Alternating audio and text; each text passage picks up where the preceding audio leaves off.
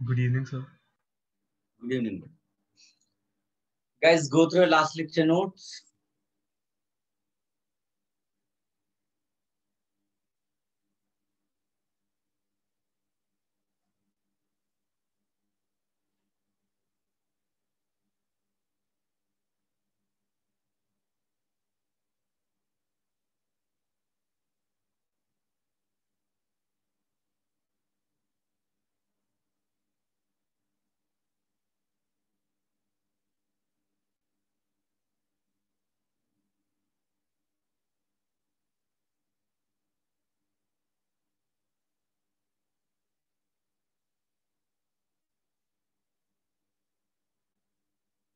If you have any doubts, last lecture notes, you please ask.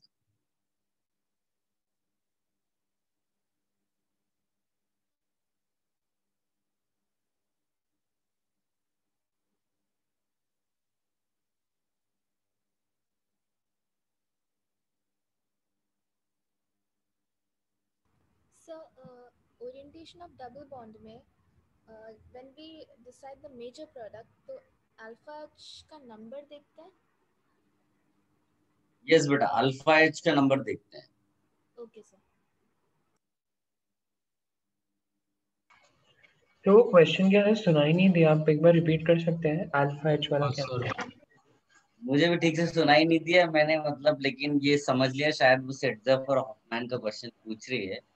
So, orientation of double bond, major product decide कैसे करते हो पूछा. अभी सुनाई दिया सबको? Yes, Yes, sir.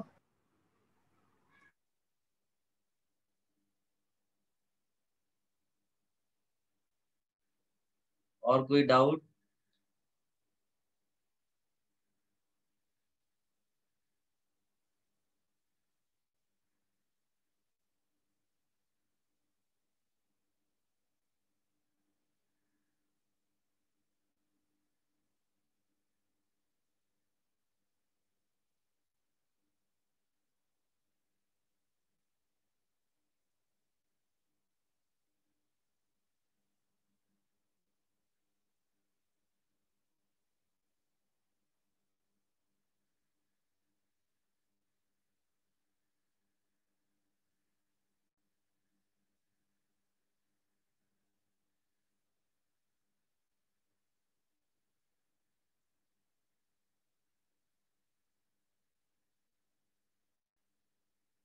चलिए कोई नहीं. लास्ट लेक्चर नोट्स में क्या हुआ था बेटा? लास्ट पार्ट देख कर बताओ.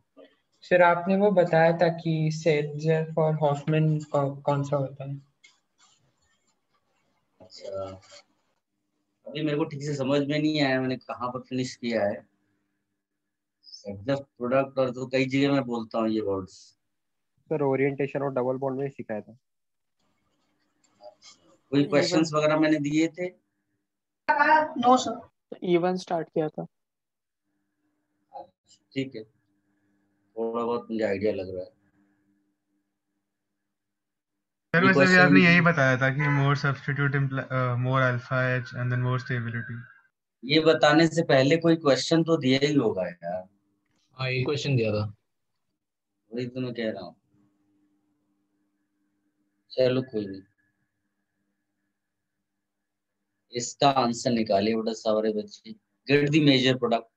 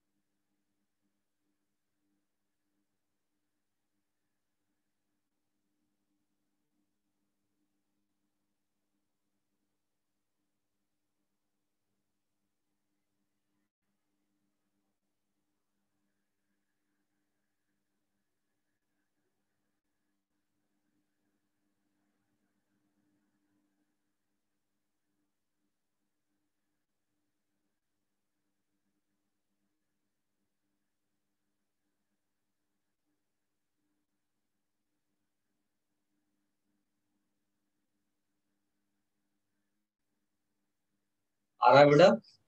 सबसे पहले कार्बोकेटायन लिखिए। नाउ यू चेक कि उसमें रीअरेंजमेंट पॉसिबल है कि नहीं, एंड अगर रीअरेंजमेंट हो रहा है तो वो कराने के बाद आप डबल बॉन्ड लगाइए।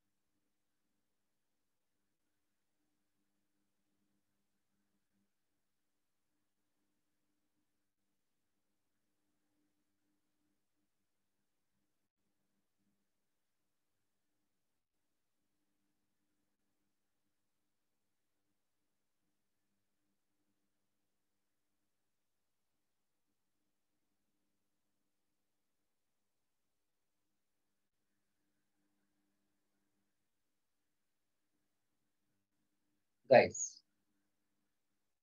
आई होप सबने ये किया होगा।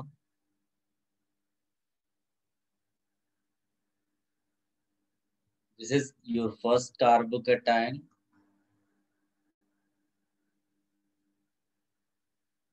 ठीक, उसके बाद मैंने बोला था कि अगर कभी ऐसा हो कि एक रिंग हो जो 6 मेंबर से छोटी हो और रिंग के बाहर चार्ज हो, तो पॉसिबिलिटी है रिंग एक्सपेंशन का। ठीक है, तो यहाँ पर देखो आप ये वाला जो है वो आप शिफ्ट करा कर देखो, तो इधर आप दोगे इस तरह से। मैंने बोला था डिजाइन चेंज मत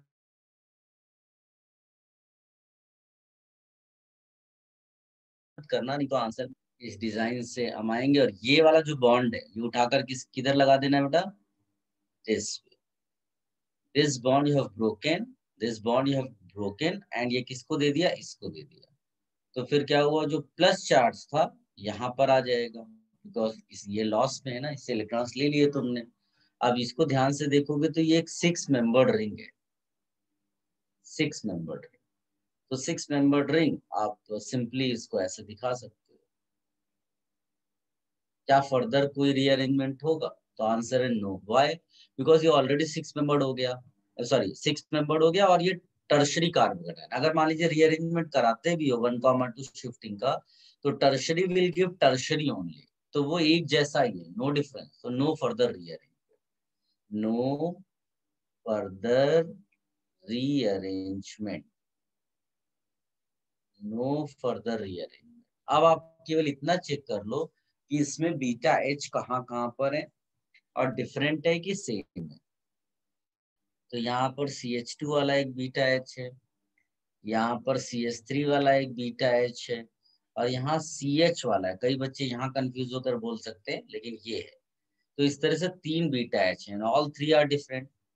तो आपको पहला प्रोडक्ट क्या मिलेगा? अगर ऊपर वाला बीटा एच डबल बॉन्ड लगाएंगे ऐसा मिलेगा। दूसरा प्रोडक्ट क्या मिलेगा आपको? ऐसा मिलेगा, यहाँ पर CH2 होगा बेटा। फिर तीसरा क्या मिलेगा? ये। अब इन सब में तो तुम देखो सबसे ज्यादा हाइपर कॉन्जुगेशन कौन दे रहा है, तो आप बोलेंगे इसमें मोर हाइपर कॉन्जुगेशन है ना, that is why this is major product. Anyone having any confusion? The more substitute.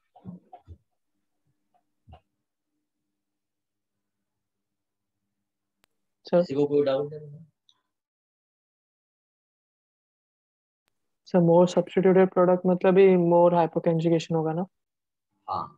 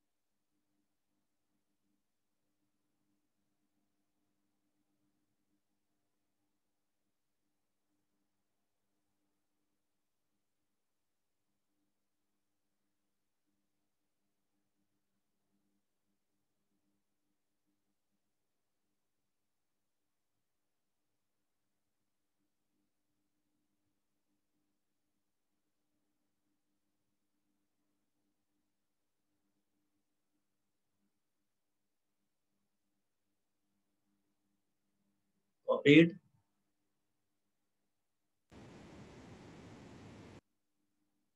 Yes, sir. ये मैंने आपको रेट ऑफ डिहाइड्रेशन वाला कोई क्वेश्चन दिया था, ऐसा बोला होगा, right the order of rate of dehydration. No. Did I give any? No, sir. No, sir. Okay.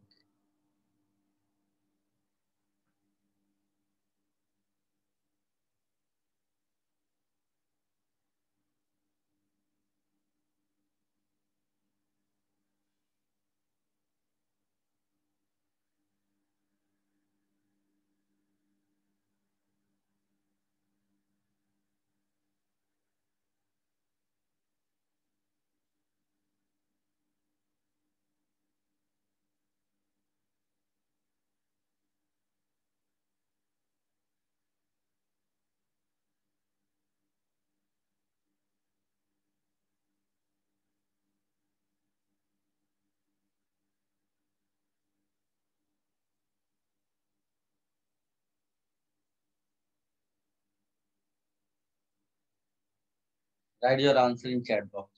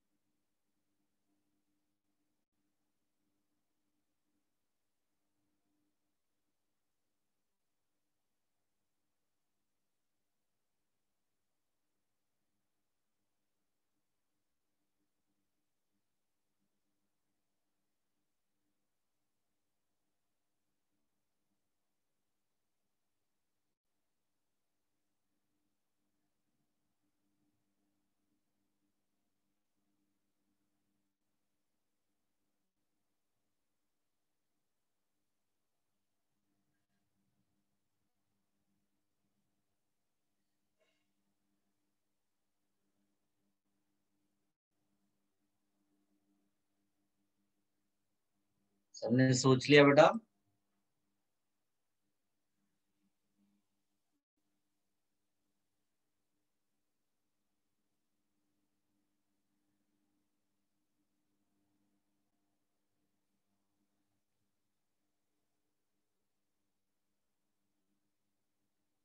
Those who are not getting an answer, just do this. You'll get the correct answer. Since the mechanism involves carbocation intermediate, so you just write carbocations for all alcohols. More stable carbocation implies more rate of the reaction.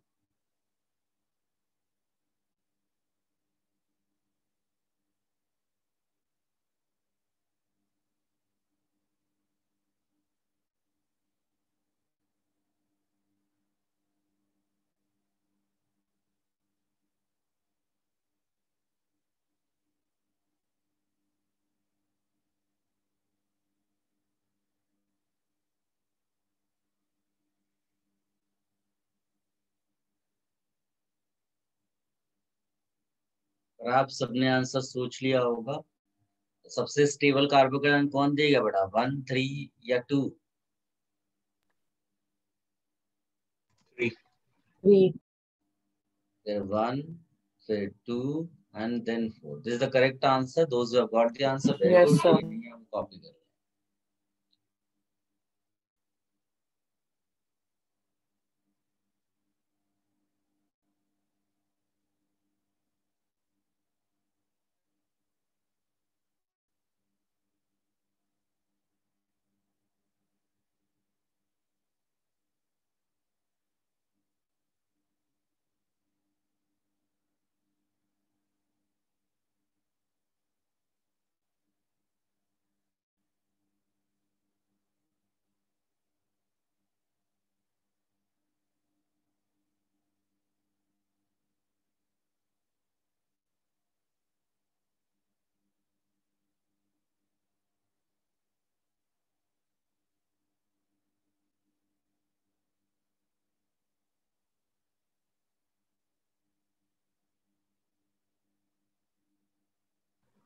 Sir आप कुछ बोल रहे हो? नहीं बेटा, copy कर लिया सबने? Yes sir. एक ग्राफ आप बना लो इसी सेंस में। The graph is like free energy, and इधर लिखिएगा सर रिएक्शन प्रोग्रेस।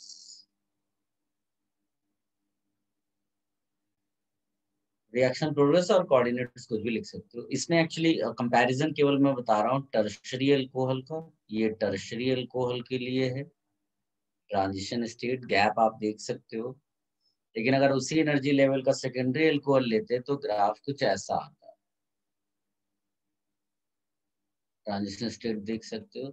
और अगर प्राइमरी अल्कोहल के लिए बोलेंगे, प्राइमरी अल्कोहल, तो ये ऐसे हाइट में जाएगा। तो ये आप डिफरेंस देख सकते हैं। सो इससे क्लियरली पता चल रहा है कि रेट किसके लिए ज्यादा है।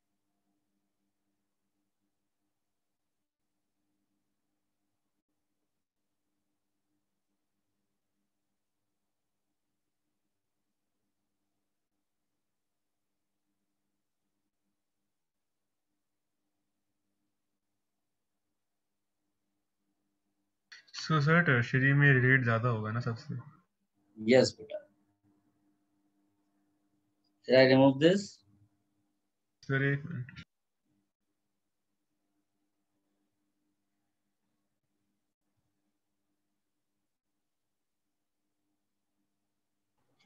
सर आपने वाई एक्सिस में फ्री एनर्जी लिखी है ना?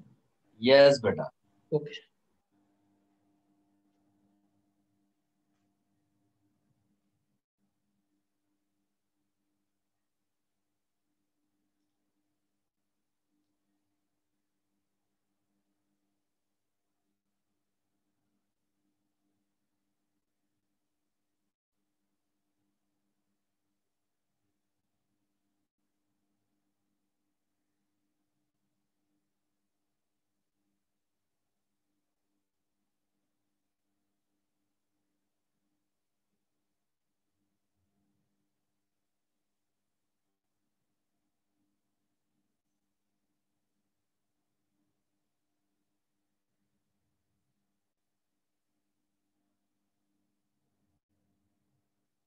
रिमूव कर दें? सर ये स्पेसिफिकली डिहाइड्रेशन के लिए कि जनरली यूज कर Wait, सकते sir. हैं?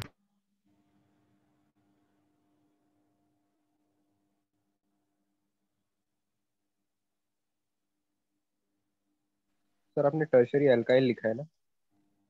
नहीं बेटा सर, अल्कोहल। अल्कोहल है।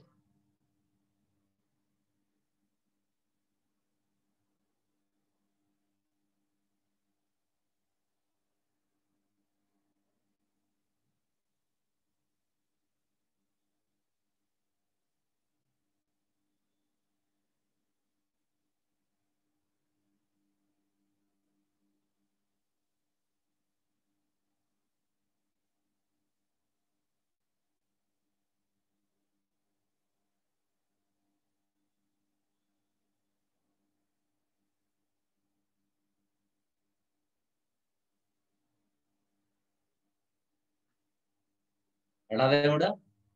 Yes, sir.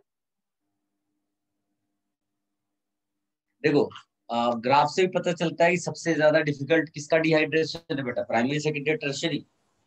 प्राइमरी। तो एक नोट लिखिएगा बेटा प्राइमरी के लिए। Primary alcohol dehydration is difficult. Primary alcohol dehydration is difficult. So it requires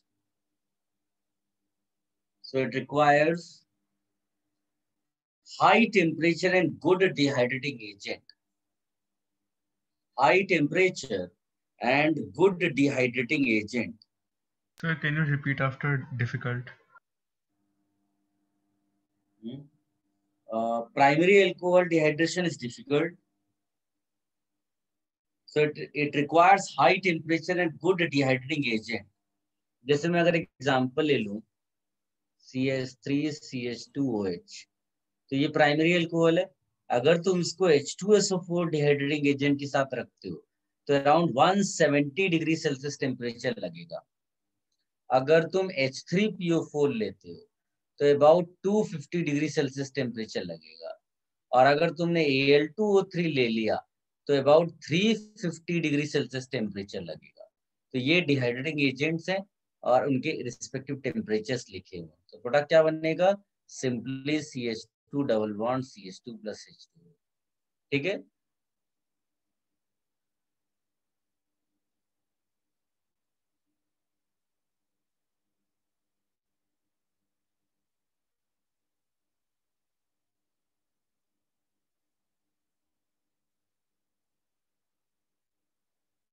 done?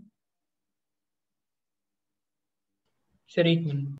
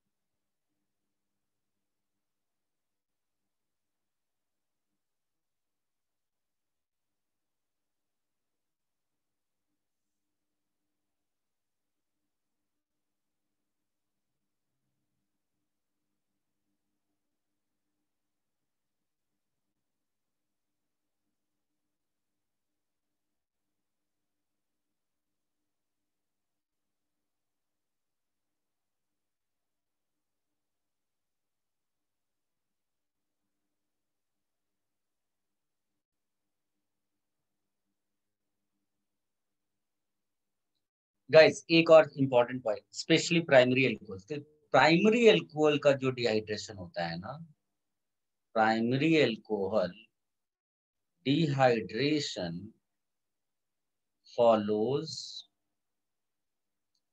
E2 mechanism. कोई बता सकता है E2 क्यों फॉलो करता होगा? कार्बोकैटायन स्टेबिलिटी कम है। यस, तो ये चीज आप हाईलाइट कर लेना।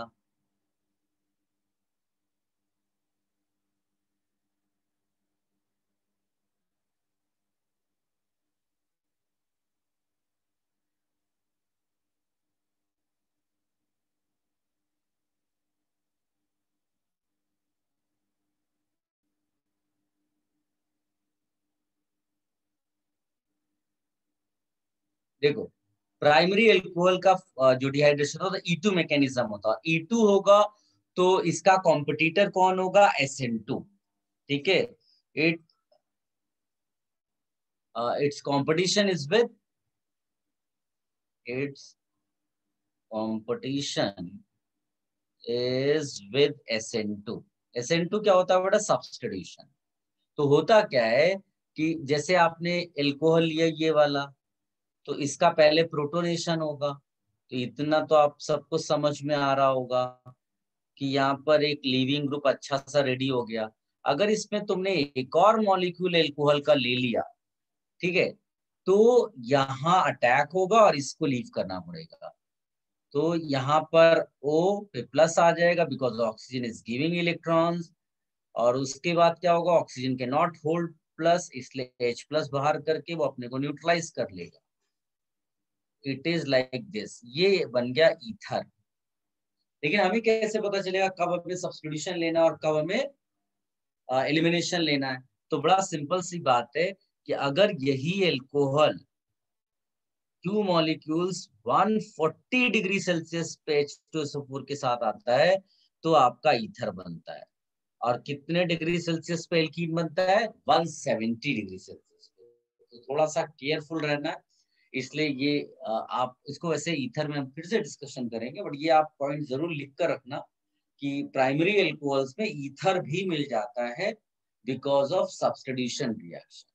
इसको देख लो, अगर किसी भी पार्ट में आपको कोई कंफ्यूजन है, you want to ask anything, you ask. Sir आपने वो it's competition is with SN2 के बाद जो आपने लिखा ना रिएक्शन, सो वो एक और बार एक्सप्लेन कर सकते हैं?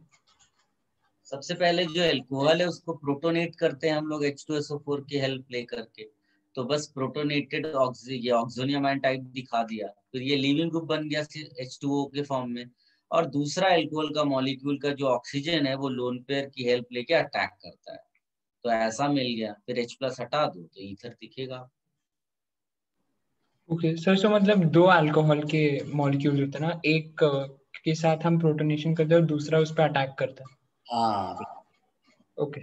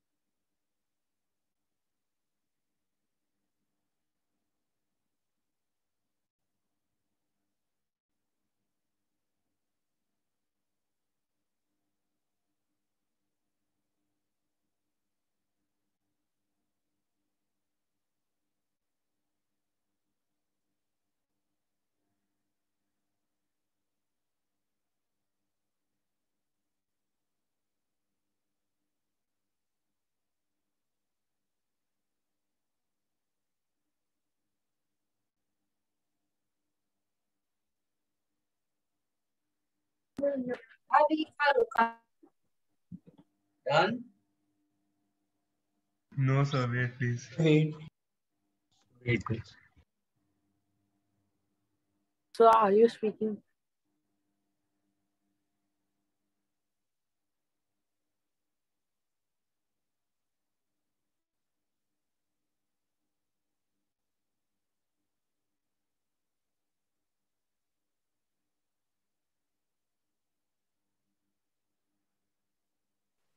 सर प्रोटोनेशन का हो रहा है? प्रोटोनेशन बेटा ऑक्सीजन का लोन पेयर होता है ना, उस पे H+ लगता है, उसको प्रोटोनेशन बोलते हैं।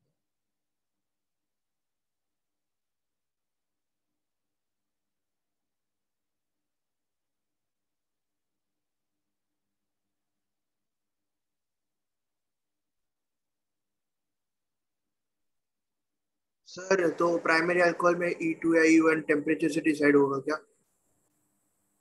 क्या बेटा? ये अपने प्राइमरी अल्कोहल्स में E2 या E1 कैसे, मतलब टेम्परेचर बढ़ेगा तो E1 होगा और नहीं होगा तो E2 होगा?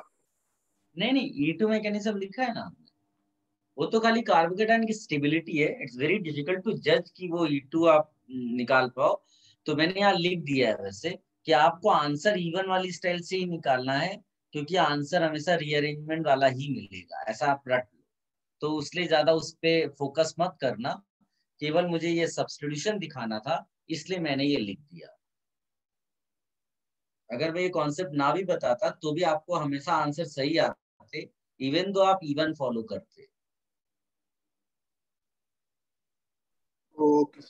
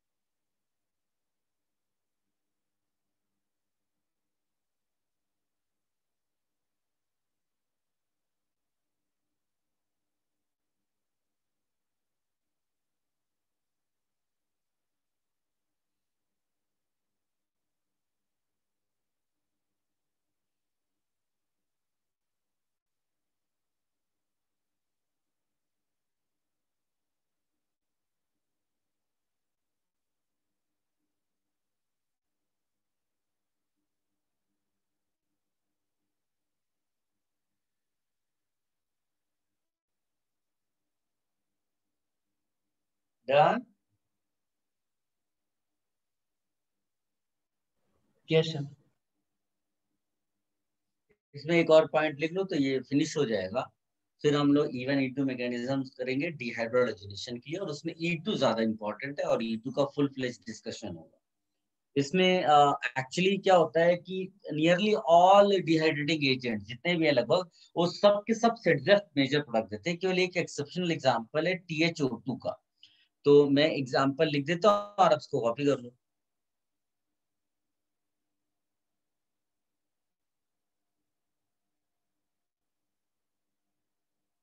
अगर आप इसमें देखोगे तो ओरिएंटेशन जो डबल बॉन्ड का होगा वो या तो यहाँ डबल बॉन्ड देगा आपको या यहाँ देगा, है ना। कौन सा हॉफमैन प्रोड होगा और कौन सा सेडजेफ होगा, it is easy for you to identify, है ना। केवल मैं एग्जांपल लिखता हूँ, Al2O3 लेते हो 350 डिग्री सेल्सियस पे तो आपको सेडजेफ मेजर मिलेगा। एक्चुअली दोनों ही ऑक्साइड है, और वेपर फेज में अल्कोहल को हम लेते हैं तो दोनों में रीअरेंजमेंट नहीं होता। ये वेपर फेज में है, नो रीअरेंजमेंट दोनों में। नीचे वाले में भी थोरियम है, ये THO2 का 350 डिग्री सेल्सियस से लगा करके 450 डिग्री सेल्सियस टेम्परेचर, तो CH3 CH3H CH double bond CH2, ये मेजर है। ऊपर वाला इसमें भी नो रीअरेंजमेंट, ठीक है। ये एक एक्सेप्शनल केस करके आप लिख लो इसको, इसमें ज्यादा सोचना नहीं है, नहीं तो बाकी जगह गलत कर दोगे।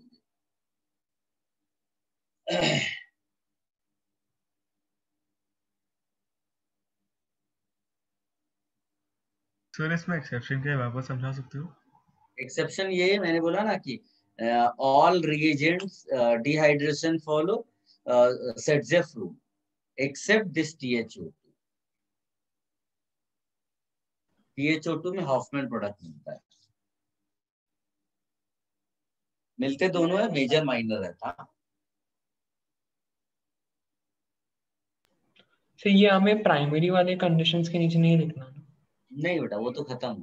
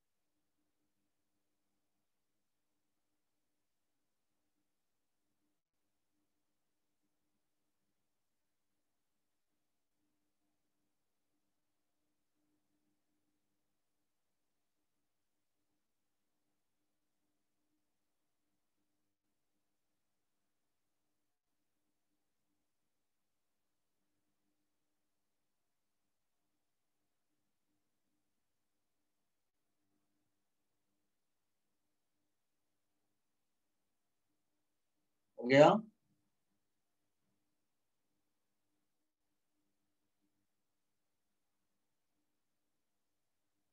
Should I remove this? So 1 minute.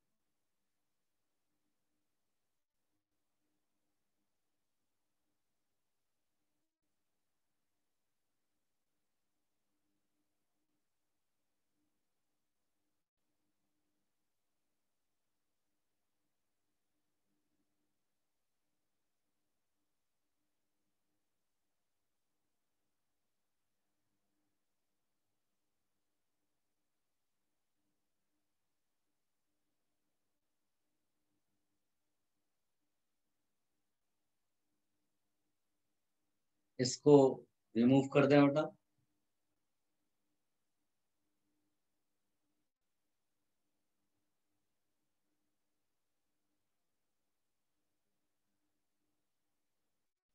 अब आप लिखिएगा डिहाइड्रोहैलोजिनेशन।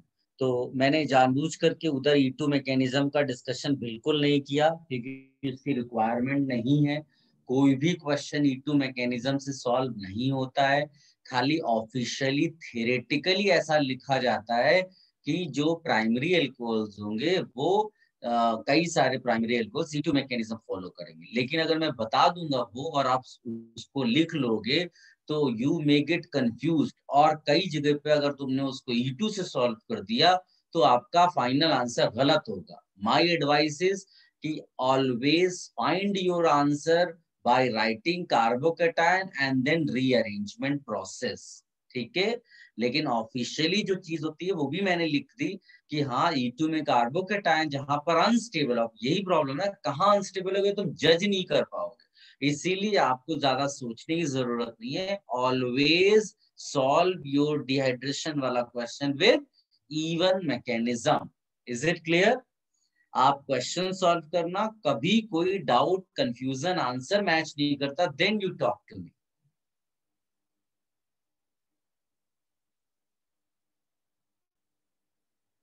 Dehydrohalogenation.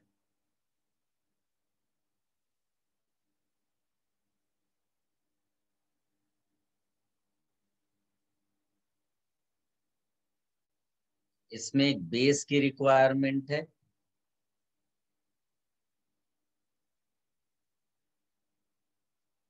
यहाँ भी लीविंग ग्रुप निकलता है लाइक दिस। सर इसमें यूजुअली लीविंग ग्रुप हाइड्रोजन होता है क्या? डिहाइड्रोजनेशन में हैलोजन होगा। मैंने ये इक्वेशन जनरल मैनर में लिखी है, ठीक है। अपने सिलेबस वाइज, क्योंकि हमारे सिलेबस में एल्काइल हैलाइड है, तो उसके पॉइंट ऑफ व्यू से बोलोगे तो हैलोजन आपका लीविंग ग्रुप होगा, ठीक है।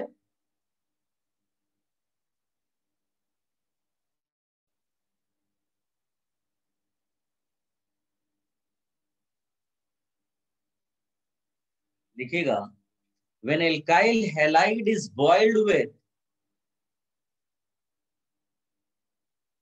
when alkyl halide is boiled with ethanolic potassium hydroxide, when alkyl halide is boiled with ethanolic potassium hydroxide, alkene is obtained.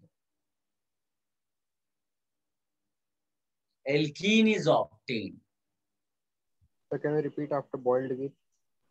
Sir आपने बॉइल्ड विद के बाद जो वर्ड बोला वो लिख देंगे एक बार?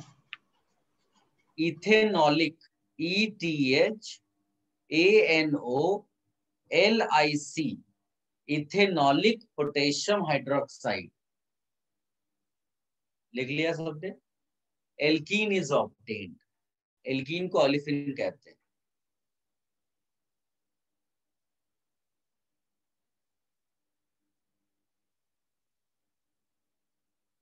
सर एल्कीन को क्या कहते हैं?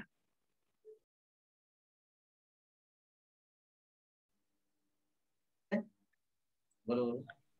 सर अपने एल्कीन का दूसरा नाम क्या बोला? ओलिफिन्स,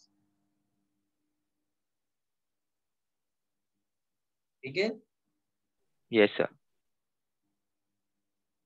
चलिए, now will talk about E2 mechanism.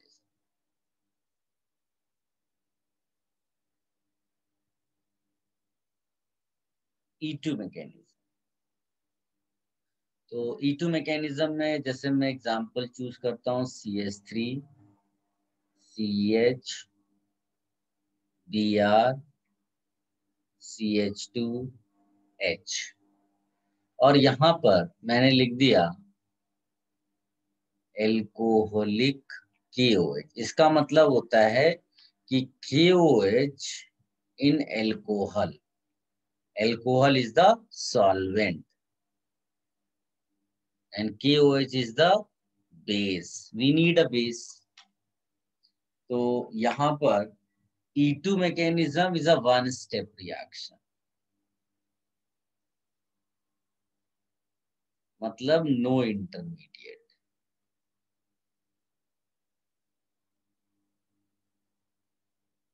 ठीक है।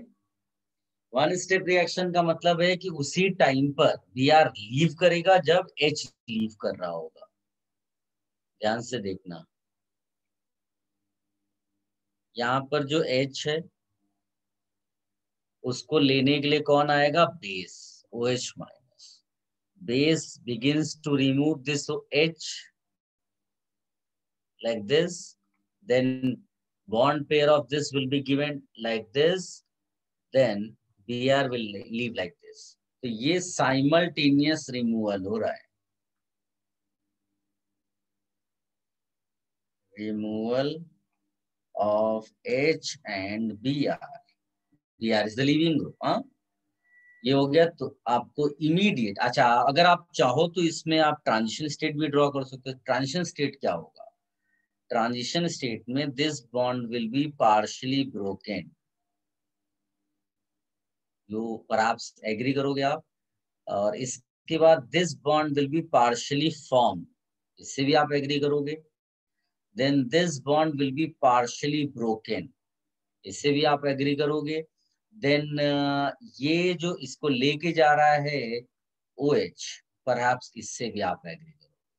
तो ये पार्शियली फॉर्म्ड है, पार्शियली ब्रोकन है, पार्शियली फॉर्म्ड है, पार्शियली ब्रोकन है. ठीक, अब जो ब्रोकन है उसको ब्रेक कर दो परमानेंटली, ट्रांजिशन स्टेट इसको बोलोगे, तो आपका जो प्रोडक्ट बनेगा वो ऐसा बनेगा. प्लस एक Br माइनस निकलेगा और एक H2, like this. This is E2 mechanism. Sir KBr नहीं बनेगा? KBr KOH अगर लोगे तो KBr बनेगा. मैंने यहाँ OH माइनस एब्स्ट्रैक्शन के लिए दिखाया है ना.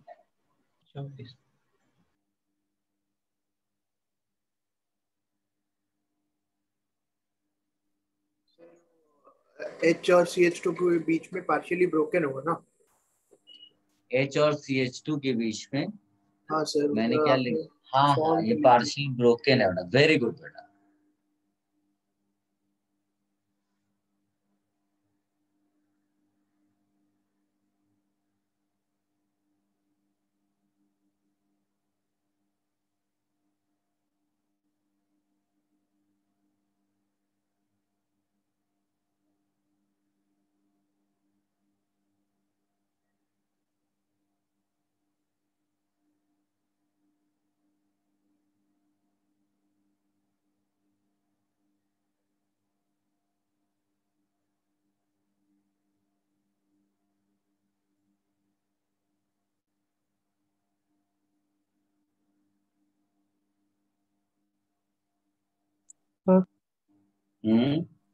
सब पूरे प्रोसेस में जो दो कार्बन इन्वॉल्व है उन पे डेल्टा प्लस नहीं आएगा?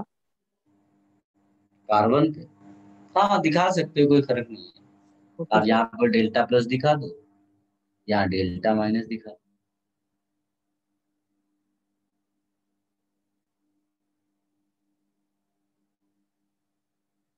लिख लिया बेटा सबने? और रेट का एक्सप्रेशन भी ऐसे लिख दो.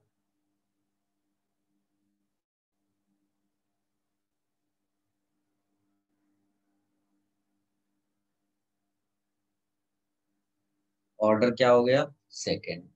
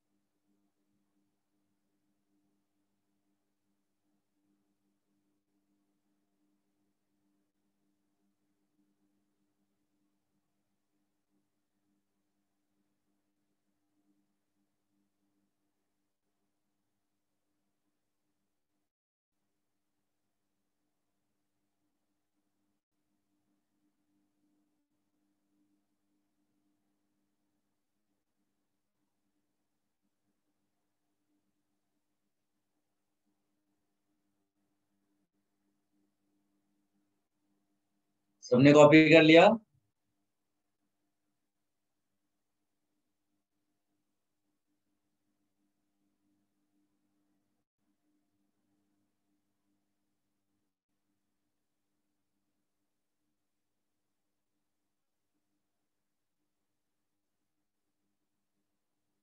Sir,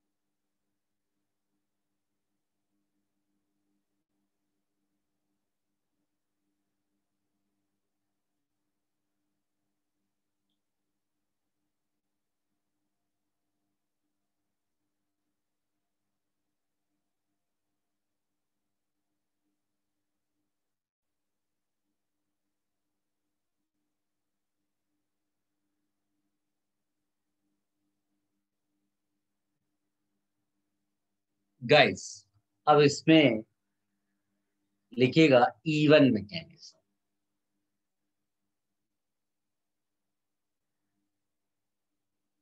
इवन मैकेनिज्म और इसमें लिखिएगा minimum 2 steps.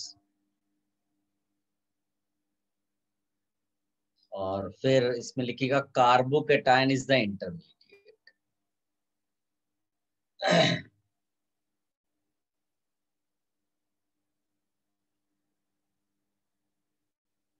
then you can write rearrangement may occur for stability. And carbocation may undergo rearrangement to gain stability. ये पॉइंट लिखना है। और इसमें ये लिखना है first removal of leaving group, then H। देखिए कंसीडर दिस एग्जाम्पल। इसमें मान लीजिए मैंने Cl ऐसे ले लिया और यहाँ एक बेस डाल दिया और यहाँ मैं लिख रहा हूँ इवन मैकेनिज्म। तो what will be step 1 for this? पहले रिमूवल ऑफ लीविंग। इसको हटा दो, यहाँ कार्बोकेटायन। अगर मैं आपसे बोलूं इसका ट्रांजिशन स्टेट बनाओ, तो ट्रांजिशन स्टेट में बड़ा सिंपल तरीके से आपको दिखाना है पार्शियली ब्रोकन, डेल्टा प्लस है ये, और इसको पार्शियली ब्रोकन ऐसे दिखा दिया। What will be step 2? Step 2 में the carbocation which you get, उसके पास जो H है उसको एब्स्ट्रैक्ट करने के लिए कौन आएगा? बेस। जैसे हमने डिहाइड्रेशन के टाइम पे भी देखा, तो बेस ऐसे एब्स्ट्रैक्ट करेगा, इलेक्ट्रॉन पेयर ऐसे एंटर करेगा, ये इस तरह से एल्कीन बन जाएगा। ठीक है, ये कॉपी कर लो बेटा। और इसके लिए रेट एक्सप्रेशन लिखना होगा, तो that will be only substrate. Sir इसमें बस एल्कीन ही बनेगा या एल्केन्स भी बनेगा? नहीं बेटा, एल्कीन्स हम लोग पढ़ते हैं बनाने के।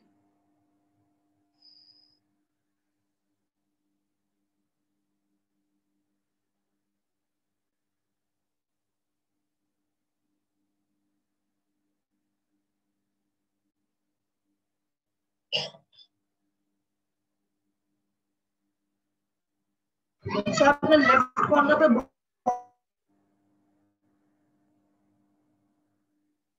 लेफ्ट कॉर्नर, मेरे को ठीक से सुनाई नहीं दिया बेटा। तुम आप लोग जब क्वेश्चंस पूछते हो ना, तो मतलब आप जब क्वेश्चन शुरू करो उससे पहले 30 सेकंड्स तक कम से कम, या 10 सेकंड माइक ऑन रखो, और फिर जब बंद करते हो, जब आप खत्म करते हो अपने उसको, तो आप उसके बाद माइक 5-10 सेकंड ऑन रखो।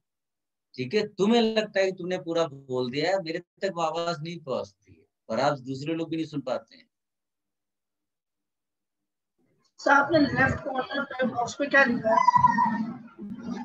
लेफ्ट कॉर्नर पे मैंने रेट एक्सप्रेशन लिखा है, R is equal to K times substrate concentration. Okay sir.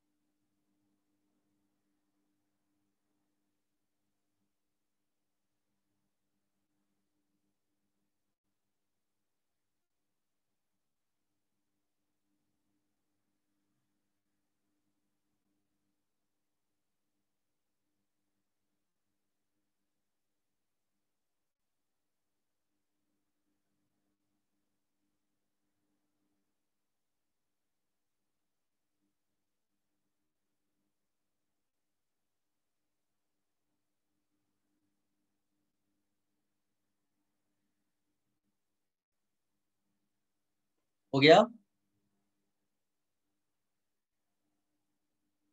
Sir आप स्टेप 2 एक बार बताओ ना। क्या बता दे बेटा? Sir step 2। स्टेप 2 में बोला ना, बेस आएगा वो H प्लस को ले लेगा, ये H प्लस को, तो उसका जो बॉन्ड पेयर है वो C प्लस को मिलेगा, यहाँ डबल बॉन्ड बन जाएगा। Okay sir.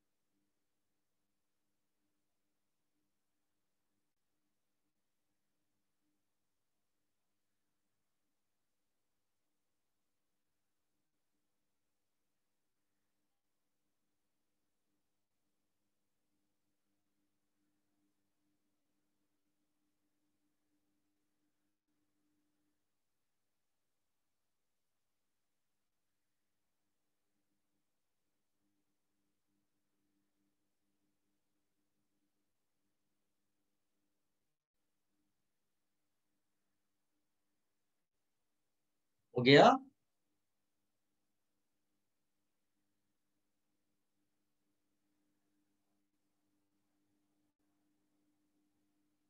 Yes, sir. Yes sir.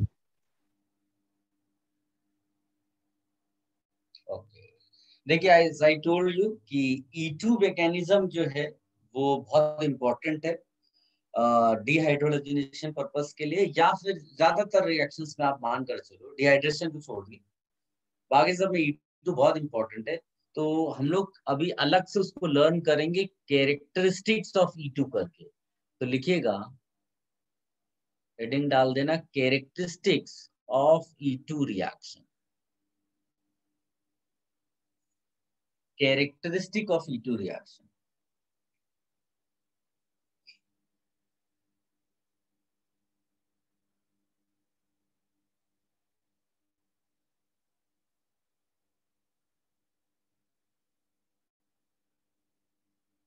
इसमें लिखेगा पहला point, concerted reaction, concerted, concerted reaction.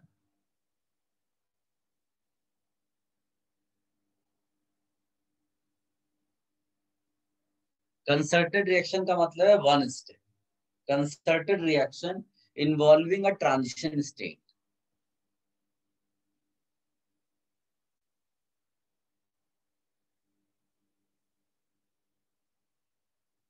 Sir, can you repeat the reaction name? First point मैंने बोला concerted reaction, CONCERTED, concerted reaction involving a transition state, concerted reaction involving a transition state.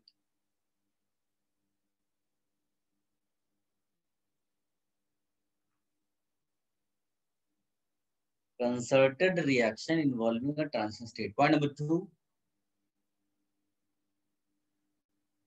no rearrangement. फिर वो graph No, बनाना है क्या? हाँ हाँ सामने बना है ना ग्राफ।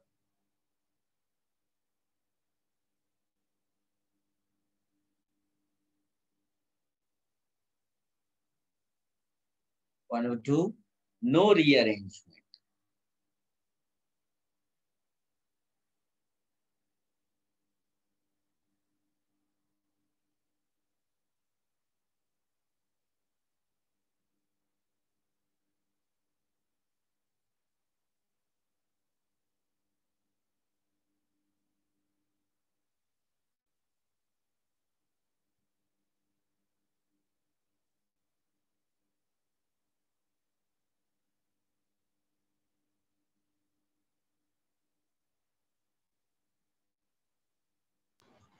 सर सॉरी, मेरा इंटरनेट लैग हो रहा है, बारिश हो रही है। आपने क्या बोला? नो के बाद आपने कुछ बोला sir? Rearrangement. No. Okay. Third point, and ये थोड़ा डिफिकल्ट है, and this is important for advanced. लिखेगा kinetic isotope effect, kinetic isotope effect is observed, kinetic isotope effect is observed in E2 mechanism. Kinetic isotope effect is observed in E2 mechanism. सबने बेटा इतना लिख लिया?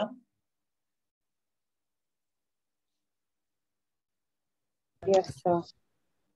तो नीचे लिखिएगा इसके, what is kinetic isotope effect, KIE, what is KIE, kinetic isotope effect. इसमें लिखिए change in the rate, change in the rate of a chemical reaction, change in the rate of a chemical reaction when one of the atoms in the reactant, when one of the atoms in the reactant is substituted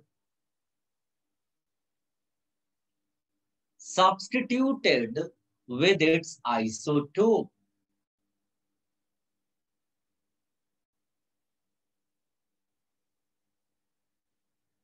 With its isotope,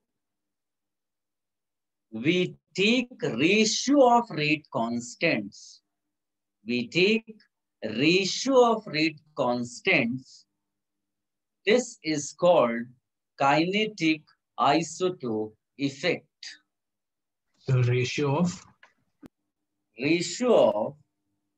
rate constants.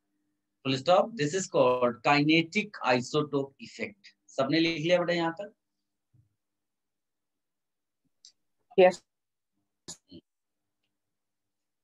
Kinetic isotope को effect को हम further classify करते हैं. एक बोलते हैं primary kinetic isotope effect,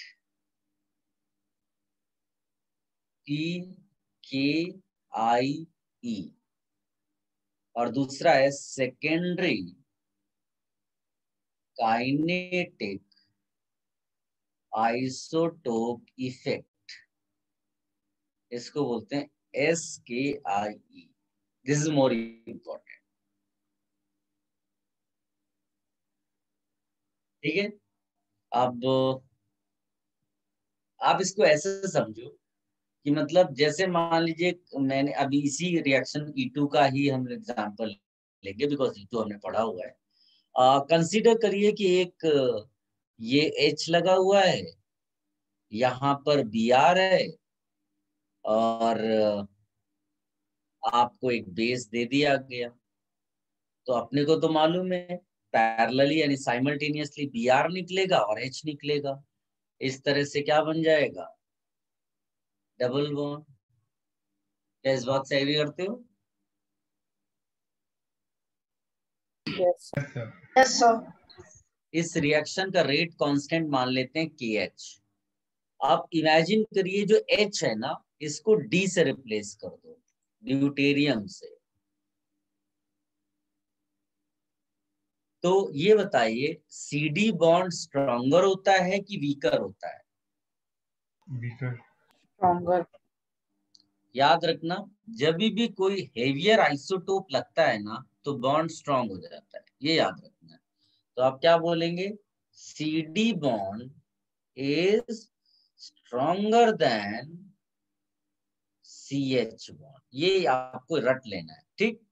तो बताइए किसका रेट कम हो जाएगा?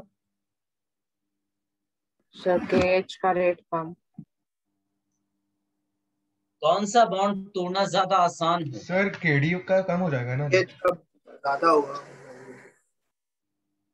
हाँ, तो आप सब समझ पा रहे हो ना, जिसमें बॉन्ड तोड़ना डिफिकल्ट हो जाएगा उसका रेट कम हो जाएगा. बढ़ जाएगा. अरे यार कोई समझाए. कम हो जाएगा सर, कम हो जाएगा. कॉमन सेंस की भी तो कोई चीज होती है, इतनी कमी कैसे हो सकती है किसी में? कोई प्लीज समझाए इन लोगों को जरा. एक बार ये एग्जाम्पल को आप लोग समझा दो, आप में से कोई. बिना सोचे सर, मैं समझे बोलूं? नहीं बोलो. हाँ बोलो बेटा. तो CD bond is greater than CH bond, so it's as simple as greater नहीं, stronger. stronger. Sorry sir, it's as simple as breaking a stronger rope. तो अगर ज्यादा हार्ड रस्सी है तो it's harder to break that, तो उसका rate कम हो जाएगा ना. सबको समझ में आया? Yes, sir. हाँ. अब लेकिन ये जो तुम सब लोग बोल रहे हो, जिसको मैं कॉमन सेंस बोल रहा हूँ, ये इमोशंस हैं. इस पे सच्चाई तब आएगी जब एक्सपेरिमेंटल डेटा उसके सपोर्ट में होगा. ये तो तुम इमोशनल होकर के बोल रहे हो ना कि ये डिफिकल्ट हो जाएगा वगैरह वगैरह. लेकिन सबसे इंपॉर्टेंट चीज है कि रेट उस स्टेप पे डिपेंड करना चाहिए जिस स्टेप में वो आइसोटोप वाला बॉन्ड टूट रहा है.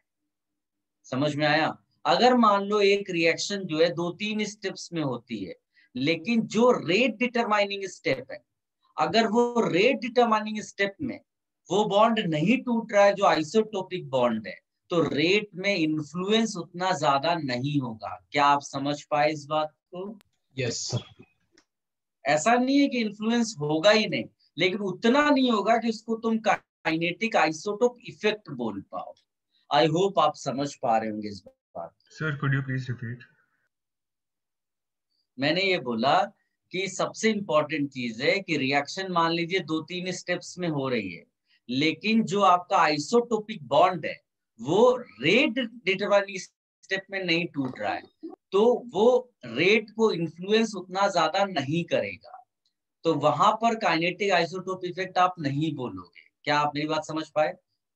आपको मैं घरेलू एग्जांपल देता हूँ। मान लीजिए कि आपका 12th स्टैंडर्ड का एग्जाम है, ठीक है, और लेट अस से फिजिक्स का पेपर मान लीजिए कि 1000 मार्क्स का है, और केमिस्ट्री का पेपर 20 मार्क्स का है, मैथ्स का पेपर 30 मार्क्स का है, और इंग्लिश लैंग्वेज का पेपर 10 मार्क्स का है। तो बताइए कि कौन से मार्क्स जो हैं वो ज्यादा इन्फ्लुएंस कर रहे हैं आपके 12th स्टैंडर्ड के ओवरऑल परसेंटेज को? Sir, physics. फिजिक्स के फिजिक्स। फिजिक्स। तो अगर मान लो ऐसा हो कि आपका फिजिक्स का पेपर खराब हो गया, तो इसका मतलब है ये समझ लेना पड़ेगा कि आपका 12th स्टैंडर्ड का परसेंटेज खराब हो जाएगा। क्या केमिस्ट्री पेपर खराब होने से इन्फ्लुएंस होगा उस तरह से? नहीं सर। नहीं, थोड़ा बहुत होगा, उतना नहीं होगा। यानी कि ज्यादा इंपॉर्टेंस यहाँ पर फिजिक्स के पेपर की थी। वैसे ही यहाँ पर अगर रिएक्शन में 3-4 स्टेप्स हैं, 2-3 स्टेप्स हैं, तो सबसे इंपॉर्टेंट वो वाला स्टेप है जो रेट डिटरमाइनिंग स्टेप हो। अगर उस वाले में वो बॉन्ड ब्रेक हो रहा है जिससे तुमने बोला कि हार्डर टू ब्रेक वगैरह वगैरह, तो रेट में इन्फ्लुएंस बहुत ज्यादा हो जाएगा। Rate will get influence much more. समझ में आया होगा मेरे ख्याल से ये घरेलू एग्जांपल से भी आप। Yes sir. ठीक है, कोई कुछ कहना चाहता है? चलिए, तो मैं मानकर चल रहा हूँ इट्स क्लियर। आप ये पहले तो कॉपी कर लो बेटा, फिर मैं थोड़ा सा और एक्सप्लेन करता हूँ इसको। और जो चीजें मैंने समझाई वो अपने आप लिख लेना, उसके लिए मैं कोई नोट नहीं दे पाऊंगा।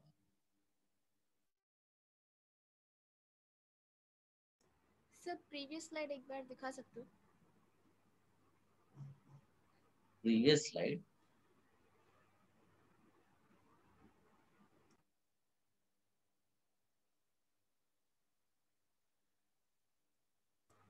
Okay sir, done, thank you.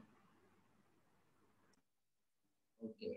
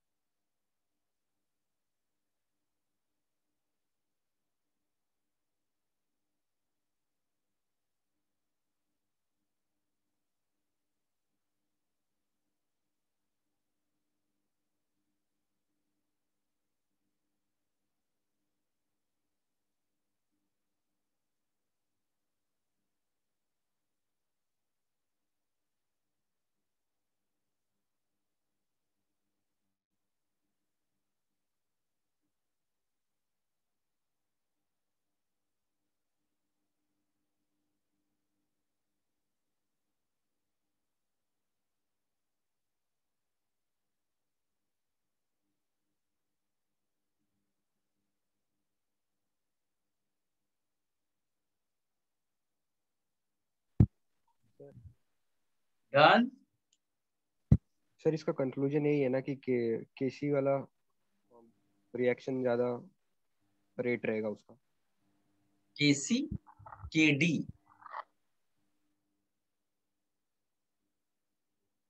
D for deuterium, सी कौन सा आइसोटोप होता है?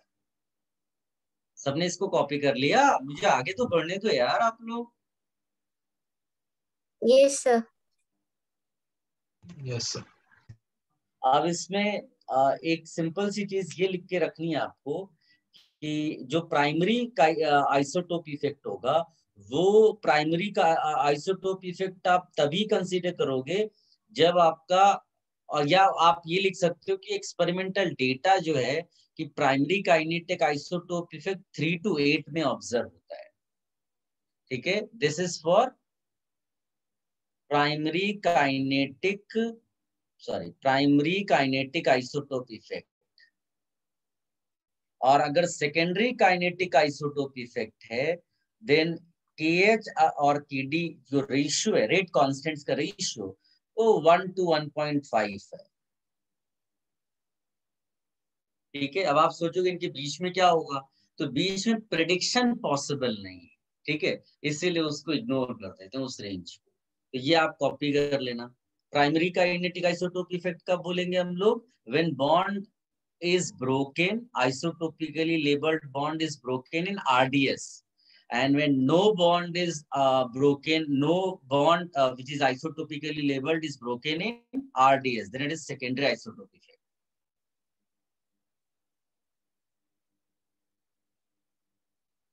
Sir, can you repeat isotopical bond?